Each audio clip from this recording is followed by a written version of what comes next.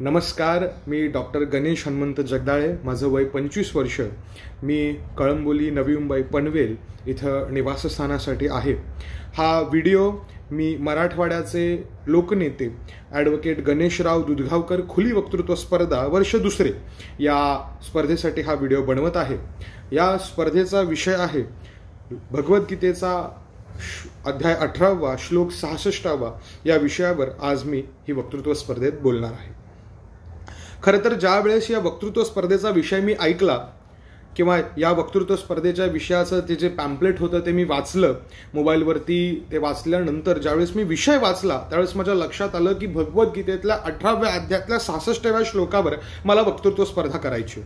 मग या वक्तृत्व स्पर्धेचा विषय ऐकल्यानंतर शाळेत असताना कुठं 8वी 9वी 10वीला भगवद्गीतेच्या श्लोकांचा अभ्यास केलेला, पाठ केलेला मला थोडं कुतूहल वाटलं आणि या श्लोकाच्या या अर्थावरती आपण बोलावं ही भावना मनात प्रकट झाली.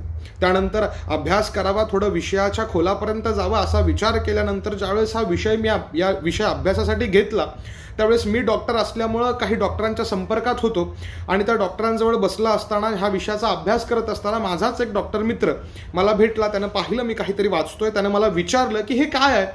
मी त्याला सांगितलं एक स्पर्धा आहे, भगवद्गीतेच्या 18व्या अध्यायातल्या 66व्या श्लोकावरती मला बोलायचं आहे.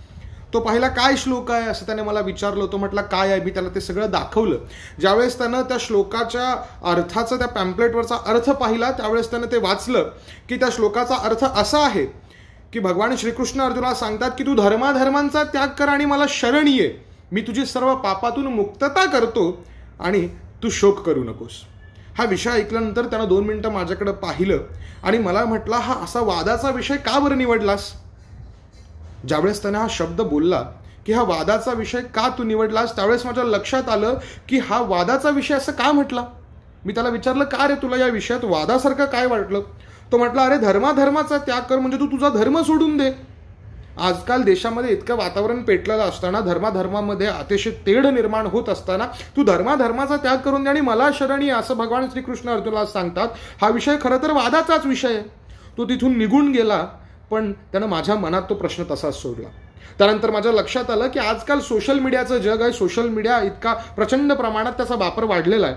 मग तो प्रचंड प्रमाणात वाढलेला सोशल मीडियाचा वापर, त्या सोशल मीडियामुळे अनेक वाद तयार होतात. धर्माधर्मामध्ये, जातीमध्ये तेढ निर्माण होतात. पण त्यासाठी कारण असं आहे की एखादा व्यक्ती किंवा एखादा महान व्यक्ती किंवा एखादा कुणीही साधा व्यक्ती ज्यावेळेस एखादं वक्तव्य करतो, एखादं भाषण करतो, त्या भाषणातला फक्त एकच वाक्य त्या व्हिडिओमध्ये दाखवलं जातं किंवा तेवढाच 10-15 सेकंदाचा 1 मिनिटाचा व्हिडिओ दाखवला जातो आणि ते वाक्य वादाचं वाक्य असतं तेवढंच दाखवलं जातं. किंवा आजकाल आपण आपल्या दूरदर्शनवरती, TV चॅनल्सवरती अनेक बातम्या बघत असतो. त्या बातम्यांचं हेडिंग ज्यावेळेस आपण पाहतो त्यावेळेस त्या हेडिंगमध्ये तेवढंच एखादं वाक्य असतं, त्याला मागचा आणि पुढचा कुठलाही संदर्भ देत नाही, तेवढंच वाक्य दाखवतात आणि जातीमध्ये तेढ तयार करतात. तेव्हा त्यावेळेस माझ्या लक्षात आलं की माझ्या त्या डॉक्टर मित्रानं तेवढंच वाक्य वाचलं आणि त्याच्या लक्षात आलं की हा वादाचा विषय आहे. पण मला त्या वाचनामुळं किंवा त्यांनी मांडलेल्या त्या प्रश्नामुळं मला या विषयाच्या खोलाशी, सत्याच्या मुळाशी आणि वास्तवाच्या खोलाशी जाण्याची संधी मिळाली आणि मी थोडा अभ्यास केला. म्हटलं हा जर वादाचा विषय लोकांना वाटत असेल तर या वादाच्या विषयाचा पुढचा आणि मागचा संदर्भ मला पाहणं गरजेचं आहे. बरं, ज्या श्लोकावर मी बोलणार आहे तो श्लोक काय आहे. तो श्लोक आहे सर्वधर्मान् परित्यज्य मामेकः शरणं व्रजम् अहं त्वा सर्व पापेभ्यो मोक्षयिष्यामि मा शुचहम्. अध्याय 18वा श्लोक 66. आणि त्याच्या अर्थामध्ये त्याचा अर्थ सांगताना भगवान श्रीकृष्ण अर्जुनाला असं सांगतात की हे अर्जुना, तू सर्व धर्मांचा त्याग कर. या धर्माला कारणीभूत असणारं जे काही अज्ञान आहे त्या अज्ञानाचा तू त्याग कर आणि मला अनन्य भावाने शरण ये. मी तुझी सर्व पापातून मुक्तता करतो, तू शोक करू नकोस. ह्या श्लोकाचा अभ्यास करताना जर हा विषय लोकांना वादाचा विषय वाटणार असेल तर मला वाटलं की आपण थोडी याची पार्श्वभूमी तपासू. मग ही पार्श्वभूमी तपासण्यासाठी मी गीतेचा अभ्यास करायचं ठरवलं. या श्लोकाच्या मागं जाण्यासाठी मी दुसऱ्या अध्यायाच्या 10व्या श्लोकापासून, जिथून भगवान श्रीकृष्णांनी अर्जुनाला गीता सांगायला सुरुवात केली, भगवान वाचक, तिथून मी हे सगळं वाचायला सुरुवात केली आणि 7व्या अध्यायामध्ये आल्यानंतर मला याचं उत्तर मिळालं. 7व्या अध्यायामध्ये 20व्या आणि 21व्या श्लोकामध्ये भगवान श्रीकृष्ण अर्जुनाला सांगतात की हे अर्जुना, जे कोणी व्यक्ती इतर कुठल्या देवदेवतांची पूजा करतात त्या देवदेवतांची पूजा करण्याला त्यांच्या श्रद्धेला मी एका ठिकाणी आणतो आणि त्या देवतांची जी पूजा करतात ती माझ्यापर्यंतच येऊन पोचते आणि त्या भक्तीच्या कर्माची फळं मीच त्यांना देत असतो. म्हणजे भगवान श्रीकृष्ण अर्जुनाला सांगतात की कुठल्याही देवाची पूजा केल्यानंतर ती पूजा माझ्यापर्यंत पोहोचते. बरं, आता धर्माधर्मांचा त्याग कर. धर्माधर्माचा त्याग कर म्हणजे कुठला हिंदू धर्म, मुस्लिम धर्म, इस्लाम धर्म, शीख धर्म, ईसाई धर्म असा धर्म भगवान श्रीकृष्णाने सांगितलाय का? तर आम्ही लहान असताना आमचे आजी आजोबा आम्हाला म्हणायचे धर्माचं काम करा. धर्माचं काम म्हणजे नक्की काय? तर आमचे आजोबा सांगायचे काशीला नाही गेलात तरी चालेल, पंढरीच्या वारीला नाही गेलात तरी चालेल, पण रोज शेतात जा, आपलं काम नित्य नियमानं करा, त्या शेताची पूजा करा आणि आपलं काम धर्मानं करा. म्हणजे आपलं काम म्हणजे धर्म आहे का? तर आजी आजोबा सांगायचे आपलं काम म्हणजेच धर्म. मग आजी आजोबांच्या हिशोबाने जर कामालाच धर्म समजलं तर भगवान श्रीकृष्णांना इथं धर्माधर्माचा त्याग करायला सांगितला. मग कामाचा त्याग करायचा का? तर नाही. तर भगवान श्रीकृष्ण अर्जुनाला सांगतात की धर्माधर्माचं हे जे काही अज्ञान आहे, म्हणजे हे जे कोणतं अज्ञान तुझ्याजवळ आहे, जसं की आपल्याला कावीळ झाली आहे, कावीळ झाल्यानंतर सगळ्या गोष्टींमधला एक पिवळापणा आपल्याला दिसत असतो. कावीळ झाल्यानंतर तो पिवळापणा नाहीसा होतो. स्वप्न पडल्यानंतर स्वप्नातला प्रपंच, स्वप्नातल्या आपण, स्वप्नातल्या वाईट गोष्टी जशा नाहीशा होतात, तसा त्या धर्माधर्मांचा तू त्याग कर.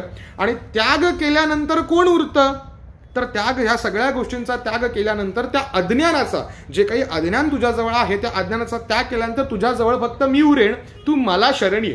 पण मला शरण ये म्हणताना भगवान श्रीकृष्ण म्हणतात की अर्जुना मला अनन्य भावाने शरण ये. अनन्य भाव म्हणजे काय? तर या शब्दाच्या खोलाशी जरा जाण्याचा मी प्रयत्न केला.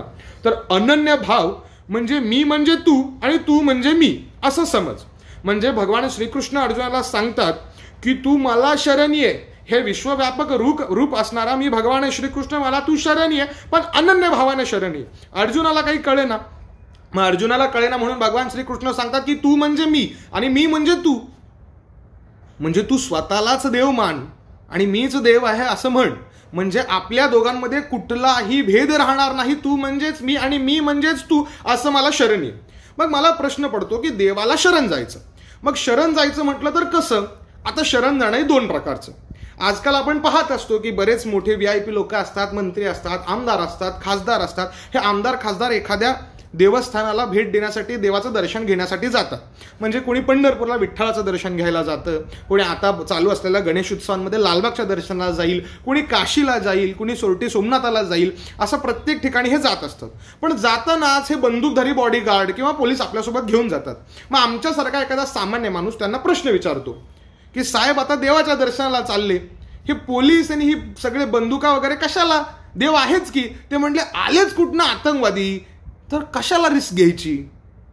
म्हणजे ज्या देवाच्या तुम्ही दर्शनाला जाता तो देव जर तुमची रक्षा करू शकत नसेल तर दर्शनाला जायचंच कशासाठी? मग हे शरण जाणं चुकीचं आहे. बरं, आता हा झाला मोठ्या माणसांचा प्रश्न. आता आपण जरा माझ्यासारख्या, तुमच्यासारख्या सामान्य माणसाबद्दल बोलू. आमच्यासारखा एखादा सामान्य माणूस सकाळी उठतो, देवाची घरातली पूजा वगैरे करतो, दिवसाची सुरुवात मंदिरातनं करायची असते, असा त्याचा दिनक्रम. त्या दिनक्रमामध्ये तो मंदिराच्या बाहेर जातो, मंदिराच्या बाहेर चप्पल वगैरे काढतो, किंवा एखादा सण आहे असं समजू आपण, आणि त्या सणा दिवशी तो मंदिरात गेलाय.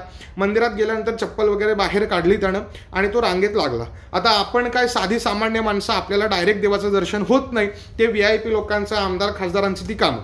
आपला माणूस, सामान्य माणूस रांगेमध्ये उभा राहतो. रांगेमध्ये उभा राहिल्यानंतर देवाचं दर्शन करायची वेळ येते आणि देवाचं दर्शन करताना त्याच्या मनामध्ये एक पालचा चपते आणि त्याच्या मनात येतं की बाहेर मी काढलेली जी चप्पल आहे ती चप्पल आता सुरक्षित असेल का?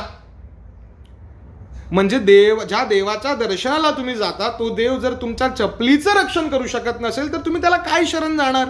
मग भगवान श्रीकृष्णाला अर्जुनाला हेच सांगायचं की मला शरण येताना तू म्हणजेच मी आहे, मी म्हणजे तू आहे असा भाव मनात ठेव. तुझ्या सगळ्या पापांतून, तुझ्या दोषांतून मी तुझी मुक्तता करतो आणि तू शोक करू नकोस. पण आपलं शरण जाणं देवाला कसं आहे? तर हे असं की आमच्या चपलांचं सुद्धा रक्षण आमचा देव करू शकत नाही. हे शरण जाणं मुळात हे शरण जाणं नाही. बरं, आता शरण जाणं म्हणजे नक्की काय हे सांगताना मी एक छोटीशी गोष्ट सांगतो की शरण जाणं म्हणजे कसं. नवीनच लग्न झालेलं जोडपं होतं.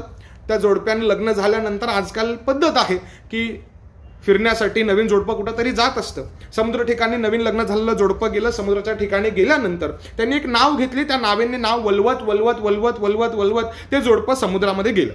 समुद्रामध्ये गेल्यानंतर नाव वलवणारा व्यक्ती जो कोणी होता त्यानं थोड्याशा खोल समुद्रात नेलं. अतिशय सुंदर निसर्ग होता. क्षितिज अगदी सुंदर दिसत होता. आकाशामध्ये सूर्य होता. समुद्राचं पाणी एकदम निळशार होतं. पण अचानक वातावरण बदललं आणि लाटावर लाटा आदळायला लागल्या. लाटा त्या होडीला नावेला यायला लागल्या, धडकायला लागल्या. नावेत पाणी यायला लागलं. तसा तो नाव वलवणारा घाबरला. ती त्या व्यक्तीची बायकोही घाबरली. जीवाच्या आकांतानं ओरडत होती की आपण वाचलो पाहिजे, काहीतरी केलं पाहिजे. तो नाव वलवणारा एका बाजूला उभा राहिला. त्या बाईला सांगितलं तुम्ही दुसऱ्या बाजूला उभा राहा. ती बाई ओरडून आरडून स्वतःच्या नवऱ्याला सांगत होती की हो उठा, काहीतरी करा, आपण वाचलो पाहिजे, आपण जगलो पाहिजे. ती बिचारी जीवाच्या आकांतानं सांगत होती. त्या नावेत आलेलं पाणी बाहेर काढत होती. त्या लाटांसाठी ती बुडू नये म्हणून एका बाजूला वजन देऊन उभी होती. पण तिचा नवरा मात्र घरात जसा तकियाला रेलून बसतो तसा त्या नावेत बसला होता. एक शब्द काढला नाही, हू नाही का चू नाही.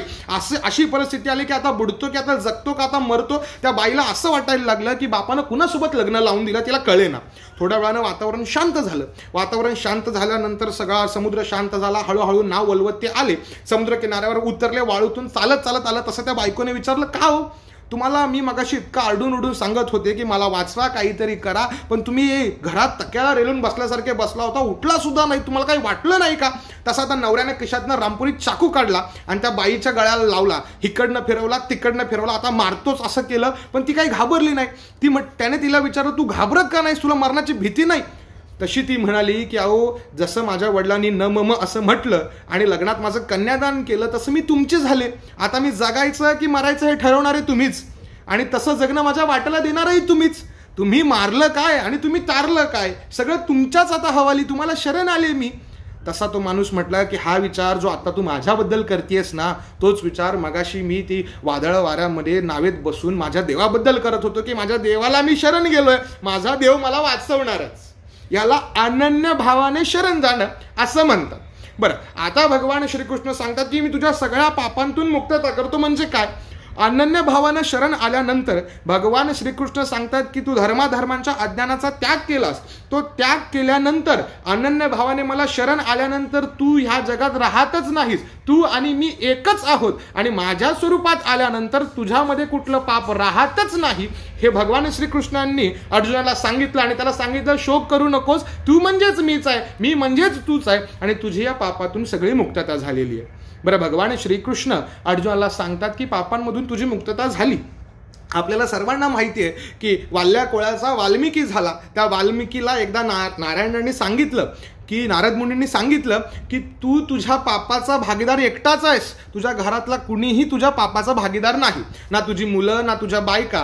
त्यावेळेस तो विचारायला गेला, बायकोला म्हटलं तुला एवढं सगळं दिलं, तू माझ्या पापाची भागीदार आहेस का?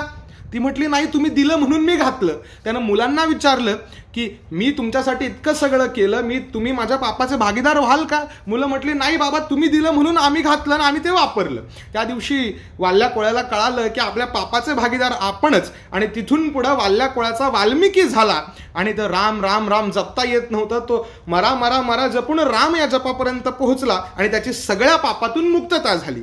सांगायचं भगवान श्रीकृष्णांना एवढंच आहे की मला अनन्य भावाने जो कोणी शरण येईल त्याची या सगळ्या पापातून मुक्तता होईल. आणि या पापातून मुक्तता झाल्यानंतर कुठलाही शोक त्या माणसाला त्याच्या आयुष्यात करावा लागणार नाही, कारण तो म्हणजेच मी आहे आणि मी म्हणजेच तो आहे. ही भावना म्हणजे अनन्य भावाने शरण येणं. खरं तर 18व्या अध्यायावर बोलताना इतकंच सांगावं असं वाटतं की 18वा अध्याय ही म्हणजे एक गीताच आहे. सगळ्या 17 अध्यायांचा सारांश या 18व्या अध्यायामध्ये भगवान श्रीकृष्णांनी अर्जुनाला सांगितला आणि तो आपल्यापर्यंत पोहोचला. हा अभ्यास करताना बऱ्याच सगळ्या गोष्टी वाचनात आल्या. या भगवान श्रीकृष्णांच्या या गीतेवरती टीका करणारी ज्ञानेश्वरी, त्या ज्ञानेश्वरीमध्ये सुद्धा या श्लोकाचं सुंदर वर्णन करताना संत ज्ञानेश्वरांनी खूप सुंदर वर्णन केलेलं आहे. ते वाचनाचा योग आला. त्यामुळं मी या स्पर्धेचे जे कोणी सर्व कार्यकर्ते आहेत त्यांचे आभार मानतो की इतक्या सुंदर विषयावरती बोलण्याची संधी मला मिळाली. धन्यवाद.